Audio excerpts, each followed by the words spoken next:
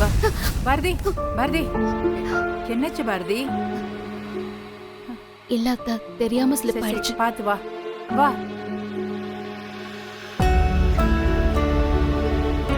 வா, இரு, நான் போய் தண்ணி கொண்டு வரேன்.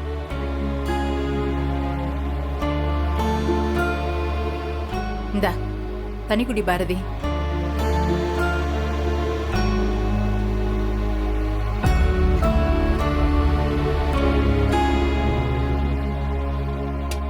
பாரதி, நீ ஜோசியர் சொன்னதெல்லாம் நினைச்சு ரொம்ப குழப்பிக்க வேணாம். எப்பவும் ஜோசியர் சொன்ன நல்லதெல்லாம் எடுத்துக்கணும், கெட்டதெல்லாம் விட்டுடணும்னு சொல்லுவாங்க. என்ன கொஞ்சம் நல்ல விதமா சொல்லியிருந்தா மனசு கொஞ்சம் தெம்பா இருந்திருக்கும். வீடு அவர் சொன்னதெல்லாம் அப்படியே நடந்துருமா என்ன?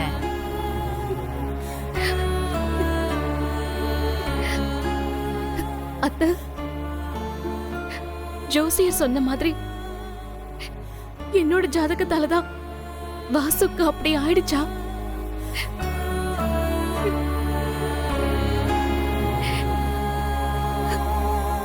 ஏய் பாரதி, அதெல்லாம் விடு. அது வாசுவோட விதி. அவன் நம்மளை விட்டு போயிட்டான். இத பாரு பாரதி, இந்த மாதிரி எல்லாம் நம்மள பயமுறுத்தினாதான் நல்லா காசை புடுங்கலான்னு கூட ஜோசிக்காரங்க இப்படி பண்ணுவாங்கல்ல. இந்த பாரு, நீ அதையே யோசிக்காம நீ போய் ரெஸ்ட் எடு. பாரதி, குழப்பமா தான் இருக்கும்மா. யோசிச்சு பார்த்தேன்னா உனக்கே ஒரு தெளிவு கிடைக்கும். இந்த கல்யாணத்தை நடக்க விட மாட்டேன் பாரதி. இதுதான் ஆரம்பம். ஓம் வாயாலேயே இந்த கல்யாணம் வேண்டான்னு நான் சொல்ல வைக்கிறேன். பாரதி, நீ ரூம்ல போய் கொஞ்சம் ரெஸ்ட் எடு. நான் குடிக்க ஏதாச்சும் கொண்டு வரேன். கொஞ்ச நேரம் தூங்கி எந்திரிச்சு நான் எல்லாம் சரியா போயிடும். போமா, போ, போமா.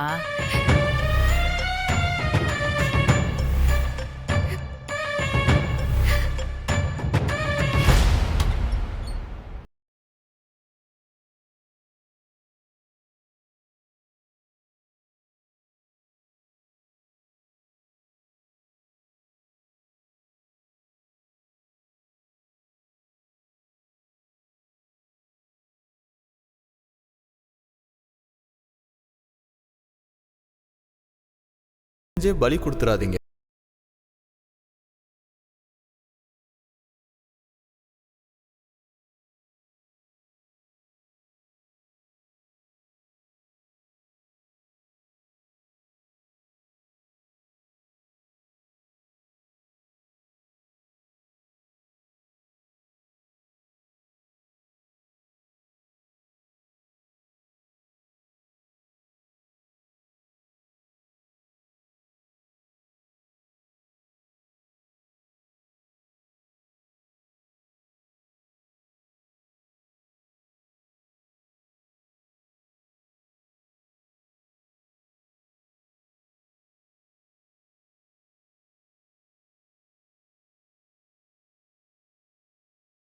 ஏன் இப்படி எல்லாம் நடக்குது?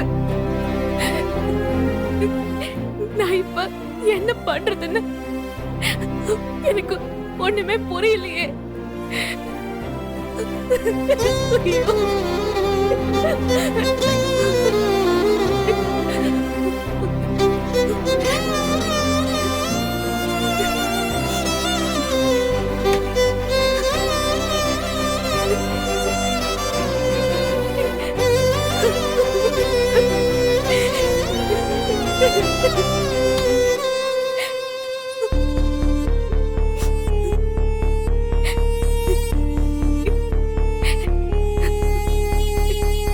பாரதி, இந்தாம்மா இந்த டீ குடி. நான் சமைச்சிட்டு வந்து சொல்றேன், வந்து சாப்பிடு. இத பாரு, மனசை போட்டு குழப்பிக்காத. இன்னும் 2 பேர்கிட்ட கேட்கலாம். ஊர் உலகத்துல இவன் ஒருத்தன் தான் ஜோசிக்காரனா? குடிமா, இந்தா பிடி.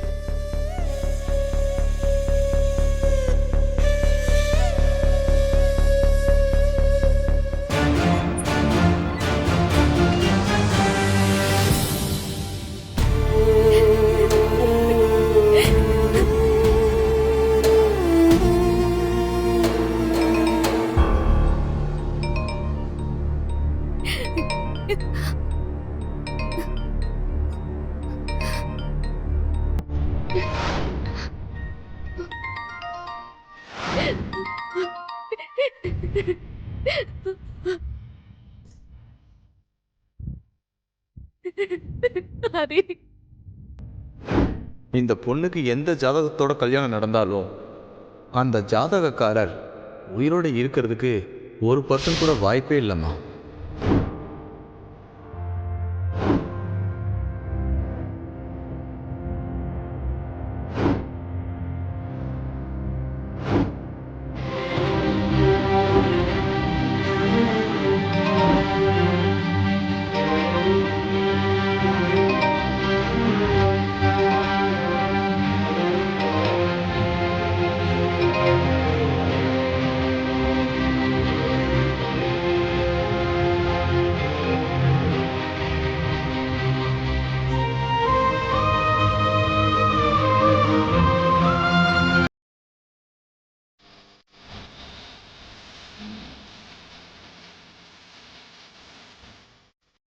ஹலோ. பாரதி, ஏன் ஃபோன் அடிக்க இவ்வளோ நேரம்? கிளம்பிட்டீங்களா இல்லையா? இன்னும் இல்ல ஆதி. என்னாச்சு பாரதி? நான் தான் உங்களை 11 மணிக்கே கிளம்புங்கன்னு சொல்லியிருந்தேன்ல. ரொம்ப நேரமாக நான் உங்களுக்காக வெயிட் பண்ணிட்டு இருக்கேன். ஃபோன் பண்ணால் ஃபோனை வேற எடுக்கல. இப்போ எங்கே இருக்கீங்க நீங்கள்? ஆதி, அது அது அத்தை ஒரு முக்கியமான இடத்துக்கு போகணும்னு கூப்பிட்டாங்க. என்னால அவாய்ட் பண்ண முடியல. அங்க போயிட்டு வந்ததுல லேசா தலை சுத்துற மாதிரி இருந்தது. அதனால்தான் நான் வீட்டுக்கு வந்துட்டேன். என்னன்னே தெரியல ஆதி. காலையில இருந்து ஒரு மாதிரியாவே இருக்கு.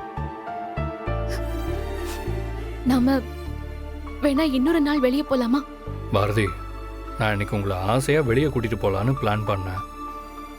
இப்போ என்னடானா உடம்பு சரியில்லைன்னு வேற சொல்கிறீங்க. அட்லீஸ்ட் எனக்கு ஒரு ஃபோன் பண்ணி சொல்லிடலாம்ல. சொல்லியிருந்தா நான் வந்து உங்களை ஹாஸ்பிட்டல் கூட்டிகிட்டு போயிருப்பேன். இங்கே பாருங்க பாரதி, நம்ம 2 பேருக்குமே பாதி கல்யாணம் முடிஞ்சிருச்சு. இப்போ நீங்கள் பாதி, நான் பாதி. அதனால் நீங்கள் உங்கள் மனசில் என்ன நினைக்கிறீங்கிறத கூட என்கிட்ட சொல்லி தான் ஆகணும். புரிஞ்சுதா?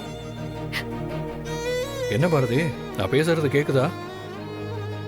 நான் பாட்டுக்கு பேசிக்கிட்டே இருக்கேன், நீங்க எதுவுமே பேச மாட்டேறீங்க. என்னாச்சு பாரதி? ரொம்ப உடம்பு முடியலையா? ஆமா ஆதி, என்னால சுத்தமா முடியல. கொஞ்ச நேரம் தூங்கி எழுந்தனா சரியாயிடும். நான் போய் டேப்லெட் போட்டு தூங்குறேன். நான் அப்புறமா பேசுறேன் ஆதி.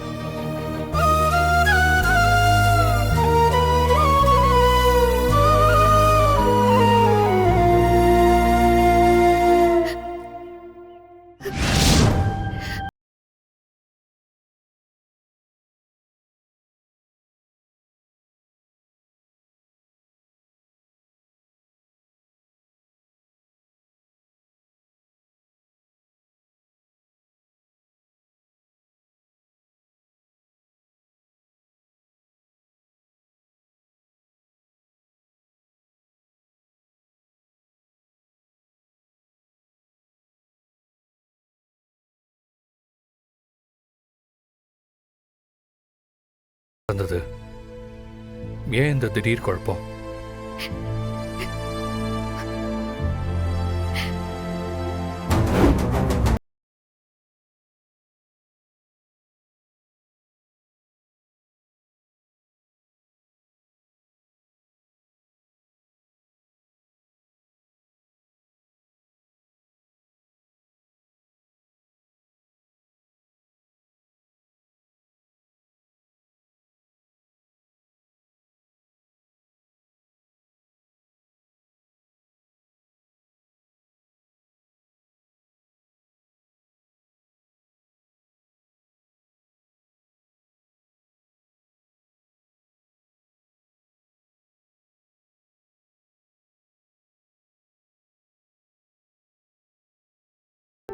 ம், இதையா அதையா?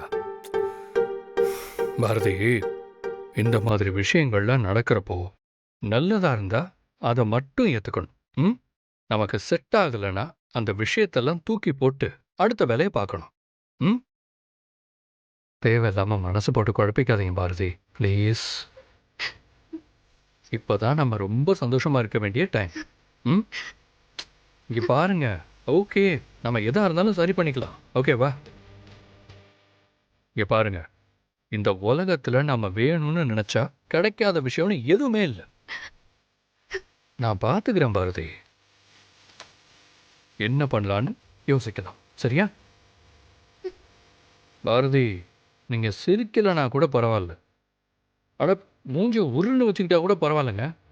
ஆனால் அப்படி டல்லாக இருக்கிறது உங்களுக்கு சுத்தமாக செட் ஆகலை பாரதி. மொத்தத்தில் நீங்கள் இப்படி இருக்கிறது எனக்கு சுத்தமாக பிடிக்கல. இங்கே பாருங்கள் பாரதி, உங்களுக்கும் தமிழுக்கும் நான் இருக்கேன். புரிஞ்சுதா?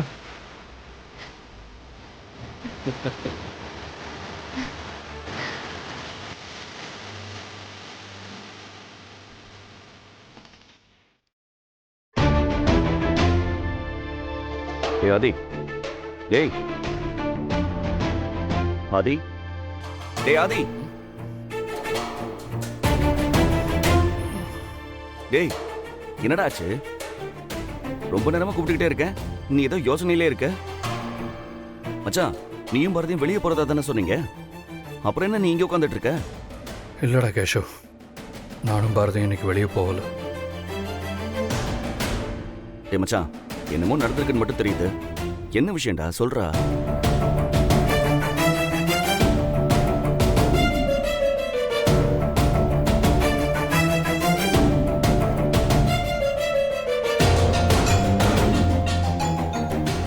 டேய் என்னடா சொல்ற? ஒரே நாள்ல இவ்வளவு நடந்திருக்கு. உங்க வீட்லயும் ஜோசியம் பார்த்திருக்காங்க, பாரதி வீட்லயும் ஜோசியம் பார்த்திருக்காங்க. உண்மைதான் கேஷவ். இப்போ பிரச்சனை என்னன்னா, அந்த ஜோசியர் சொன்னதை கேட்டு பாரதி ரொம்ப பயந்து போயிருக்காங்க. இவ்வளோ நாள் எங்களுக்குள்ள நடந்த எல்லா பிரச்சனையும் வெளியிலேருந்து வந்ததுடா. பாரதி என் காதலை புரிஞ்சுக்கிட்டு என் மேல இருந்த பாசம் காதலா மாறினதுக்கு அப்புறம் எங்க அம்மா பாரதியை பார்த்து பேசினது, அதனால பாரதி என்னை விட்டு விலகுனது, அம்மா பாரதியை புரிஞ்சுக்கிட்டு சரின்னு ஒத்துக்கிட்டப்போ அவங்க மாமனார் பாரதி கிட்ட துரைய கல்யாணம் பண்ணிக்க சொல்லி சத்தியம் வாங்கினது, இப்படி எல்லாமே எங்க காதல எங்களுக்கு புரிய வச்சது. எல்லாத்தையும் தாண்டி இன்னைக்கு நாங்க 2 பேரும் கல்யாணம் வரைக்கும் வந்து நிக்கிறோம். இது எல்லாமே வெளியில இருந்து வந்தது. ஆனா பாரதிக்கு இப்ப இருக்கிறது அவங்க மனசுல இருக்கிற பிரச்சனை. அளவுக்கு மேல என் மேல இருக்கிற பாரதியோட காதல் தான் இன்னைக்கு அவங்கள யோசிக்க வச்சிருக்கு.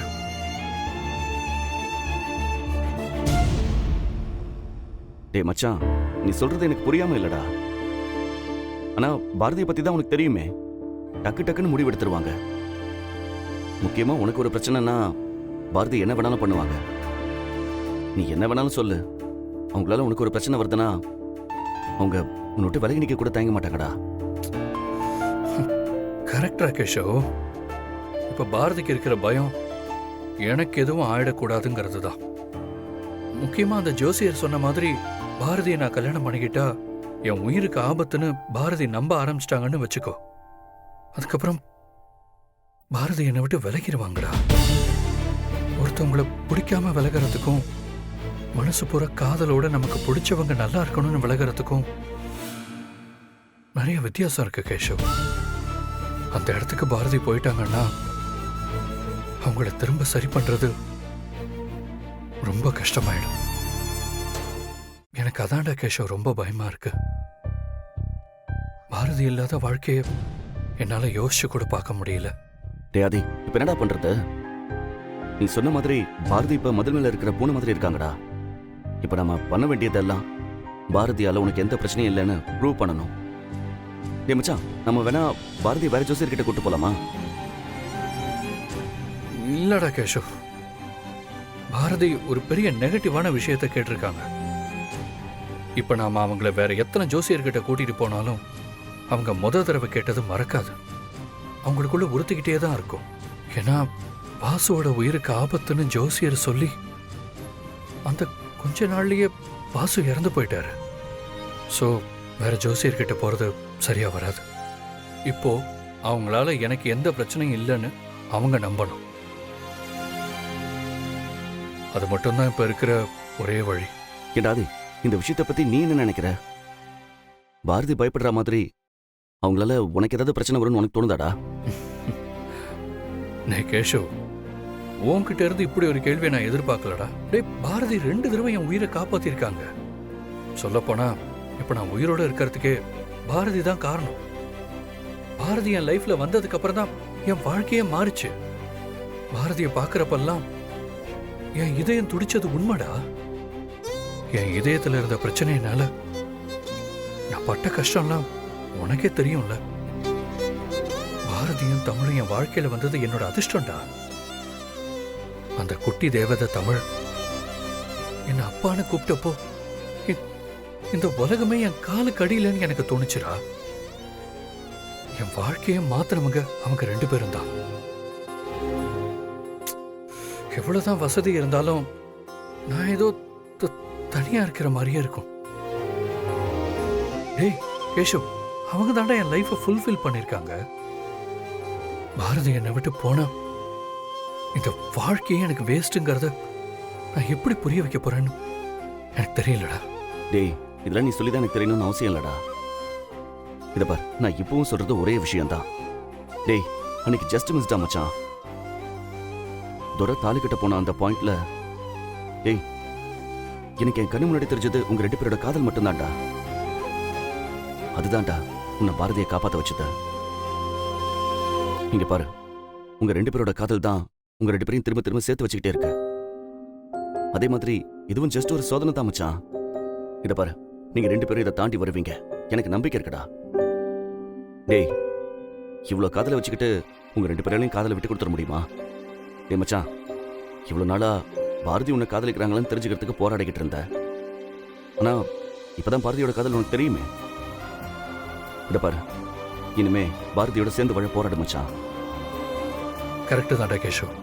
இனிமே எவ்வளவு பெரிய பிரச்சனை வந்தாலும் அவங்கள நான் விட்டுட்டு போக மாட்டேங்கிற நம்பிக்கைய நான் பாரதி கொடுக்கணும். அவங்க தான் நான் உயிரோட இருக்கிறதுக்கு காரணம்னு அவங்கள நம்ப வைக்கணும். டேய், அப்புறம் என்னடா? டேய், இதெல்லாம் ஓரமா தூக்கி போட்டு கல்யாண வேலையை பார்க்கலாம்ல? டேய், நிறைய வேலை இருக்கு மச்சான்.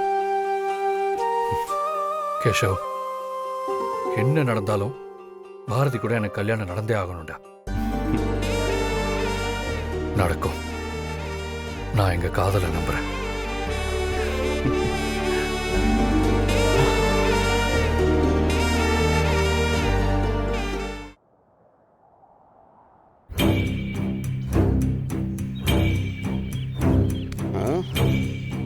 வரேன்னு சொன்னாரு, இன்னும் காணுமே. அவர் வீட்லயும் ஜோசியம் பார்க்கறதுக்கு பிளான் பண்ணி அது ஒர்க் அவுட் ஆகலன்னு வேற சொன்னாரு. வரட்டும், அவர்கிட்டே கேட்போம், அப்புறம் பார்த்துக்கலாம்.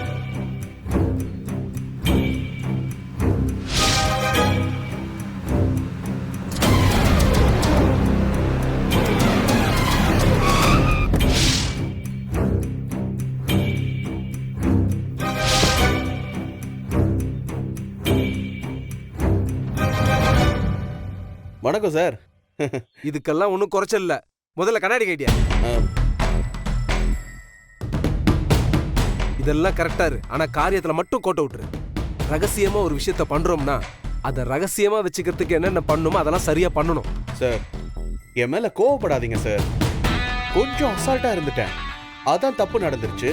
ஒரு கட்டத்துல காரியம் கைமீறி போயிருச்சு. அதான் சார் எல்லா ப்ராப்ளத்துக்கும் காரணம். ஆமாயா, இப்ப நீ இதெல்லாம் பேசுறதுக்கு தான் நான் உன்னை கூப்பிட்டுருக்கேன் பாரு. லூசுத்தனமா பேசிக்கிட்டு இருக்க. வாழ்க்கையில யாருக்கு எந்த விஷயம் தெரியக்கூடாதுன்னு நினைச்சனோ, எந்த 2 பேர் பாத்திரக்கூடாதுன்னு நினைச்சனோ, அது எல்லாமே நடந்து தொலைஞ்சிருச்சு. அட்லீஸ்ட் நிச்சயதார்த்தத்துக்கு முன்னாடி தெரிஞ்சிருந்தாலாவது எதையாவது பண்ணி ஆட்டத்தை கலைச்சிருக்கலாம். இப்போ என்ன பண்றதுனே தெரியல. சரியான இக்கட்டான சூழ்நிலையில மாட்டி தொலைஞ்சிட்டோம். நீங்க சொல்ற விஷயம்லாம் எனக்கு புரியாம இல்ல சார். ஆனா நடந்து முடிஞ்ச விஷயத்தை பத்தி பேசுறதுல என்ன பிரயோஜனம் இருக்கு? இனி என்ன நடக்கணுமோ அதை பத்தி யோசிக்கலாம் சார். நீ சொல்றது சரிதான்யா. அதான் உங்ககிட்ட போன்ல சொன்னனே, அந்த ஜோசியக்காரனுக்கு பணத்தை கொடுத்து ஏற்பாடு பண்ணேன்னு. என்னன்னே தெரியலையா, வந்த ஜோசியக்காரன் எல்லாத்தையும் மாத்தி சொல்லி போட்ட பிளான் எல்லாத்தையும் சொதப்பி விட்டான். அவன் பண்ண மாட்டேன்னு சொல்லியிருந்தா கூட நான் வேற ஒரு ஜோசியக்காரனை ஏற்பாடு பண்ணியிருந்தேன். அந்த ஜோசியக்காரனை நம்பி போட்ட எல்லா பிளானும் வேஸ்ட். சார், நீங்க பிளான் பண்ணீங்க, அது ஃபெயிலியர் ஆயிடுச்சு. என் மாமியார் பிளான் பண்ணாம பண்ணாங்க, அது சக்சஸ் ஆயிடுச்சு. அதான் சார் எனக்கு எப்படின்னு புரியல. அந்த பாரதி வீட்ல பைத்தியக்காரி மாதிரி குழம்பி போயிருக்கா. அந்த ஆதிய கல்யாணம் பண்ணா ஏதாவது பிரச்சனை வரும்னு அவ நம்ப ஆரம்பிச்சிட்டா. அதுதான் சார் நம்ம ட்ரம்ப் கார்டு. இந்த மாதிரி சிச்சுவேஷன்ல தான் நம்ம என்ன பண்ணணும்னு கரெக்டா யோசிக்கணும். குட்டைய குழப்பியாச்சு, அதுல மீன் எப்படி பிடிக்கலான்னு யோசிக்கணும். இதெல்லாம் உங்களுக்கு சொல்ல தேவையில்லை, புரியும்னு நம்புறேன். இது கூட புரியாமையா உங்ககிட்ட பேசிக்கிட்டு இருக்கேன். அப்போ பாரதி மனசுல இருக்கிற குழப்பம் கல்யாணத்தை நிறுத்துற வரைக்கும் போகும்னு நினைக்கிறியா? சார், ஆசைப்படலாம் சார், ஆனா அதுவே பேராசையா இருக்க கூடாது. இப்பதான் சார் தெளிவான மனசுல ஒரு கல்லை எரிஞ்சிருக்கும். அந்த சந்தேகத்தை இப்ப நம்ம ஊதி ஊதி பெருசாக்கிக்கிட்டே போகணும். அதுக்கு என்ன பண்ணணுமோ அதை பத்தி இப்ப யோசிக்கணும்.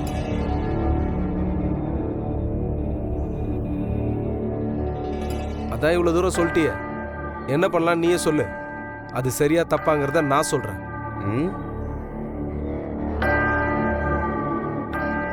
சார், இப்ப ஆதிக்கு ரொம்ப சின்னதா நடக்கிற விஷயம் கூட பாரதிக்கு ரொம்ப பெருசா தெரியும். இப்ப நம்ம ஆதிக்கு ஏதாவது ஒரு பிரச்சனையை கொண்டு வந்தா பாரதி ரொம்ப கஷ்டப்படுவா. ஆதியை நம்ம கல்யாணம் பண்ணிக்க போறதுனால தான் இது நடக்குது. அவ ராசி தான் இதுக்கெல்லாம் காரணம்னு அவளே ஒரு முடிவுக்கு வந்துருவா. இந்த நம்பிக்கைய நாம இன்னும் அதிகப்படுத்தணும்.